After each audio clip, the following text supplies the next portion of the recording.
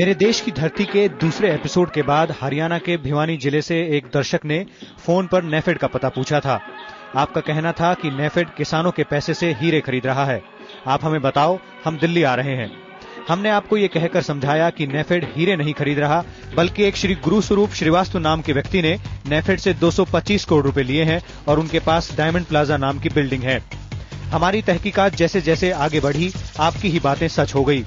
नेफेड ने किसानों के पैसे को हीरे के व्यवसाय में भी लगाया है।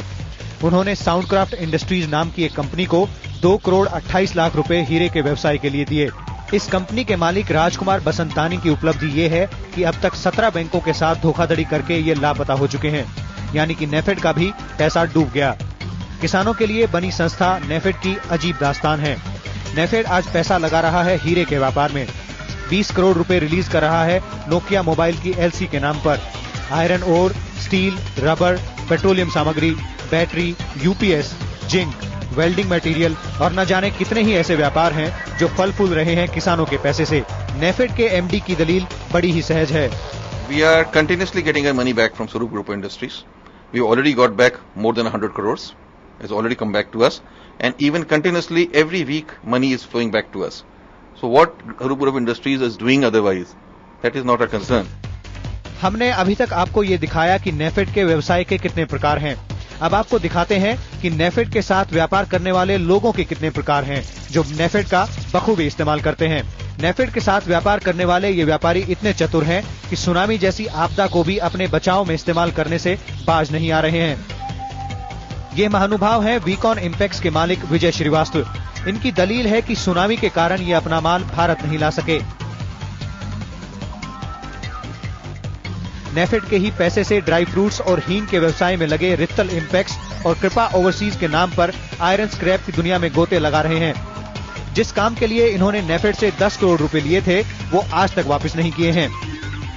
ये सज्जन है राजेश खन्ना, जो कि रित्तल इंपेक्स और कृपा ओवरसीज लिमिटेड जैसे नामों का बखूबी इस्तेमाल करते हैं। बात यही खत्म नहीं होती।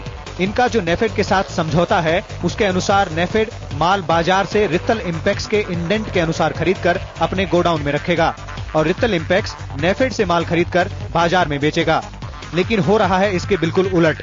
नेफेड रित्तल इंपेक्स को ही पैसा दे रहा है माल खरीदने के लिए और ये भी अनुमति दी है कि रित्तल माल अपने गोडाउन में ही रखे। 19 जुलाई 2004 को पार्लियामेंट में कृषि राज्य मंत्री ने एक सवाल के जवाब में कहा था कि नेफेड पेट्रोलियम क्षेत्र में व्यवसाय नहीं करता। मात्र 1 महीने बाद उसी तारीख को अर्थटेक इंडस्ट्रीज को पेट्रोलियम प्रोडक्ट के लिए नेफेड ने 2 करोड़ 13 लाख रुपए दिए। सबसे चौंकाने वाला तथ्य है नेफेड और अर्थटेक इंडस्ट्रीज के बीच व्यापार के तौर तरीके, जिसमें सारे नियम कानून अर्थटेक की सुविधाओं के अनुसार किए जाते हैं। इस अर्थटेक एंटरप्राइजेज लिमिटेड की खूबी ये है कि इनके अप्रत्यक्ष मालिक का नाम देश के बैंक डिफॉल्टरों की सूची में सबसे ऊपर है। देश के घोटालेबाजों में अग्रिम स्थान रखने वाले ओपी अग्रवाल और नेफेड ने एक दूसरे के साथ लेटर ऑफ क्रेडिट को माध्यम बनाकर बखूबी साथ निभाया है। अर्थटेक इंडस्ट्रीज ने लेटर ऑफ क्रेडिट कुछ ऐसे बैंकों से बनवाया जिनकी विश्वसनीयता पहले से ही संदिग्ध है। ये है वॉल स्ट्रीट बैंकिंग कॉर्पोरेशन यानी कि WSBC, जो कि एक छोटे से द्वीप पर स्थित है। दूसरा बैंक है रेनफ्रू सिक्योरिटीज बैंक RSB, जो कि साइप्रस में स्थित है। और ये दोनों bank export credit guarantee corporation ECGC की नेगेटिव लिस्ट पर हैं। विशेषज्ञों का मानना है कि इन बैंकों की LCs की विश्वसनीयता बिल्कुल नहीं है। नेफेड और नेफेड द्वारा नेगेटिव लिस्ट वाले बैंकों की LC पर बेझिझक फाइनेंस की गुत्थी हम अपने अगले एपिसोड में सुलझाने की कोशिश करेंगे।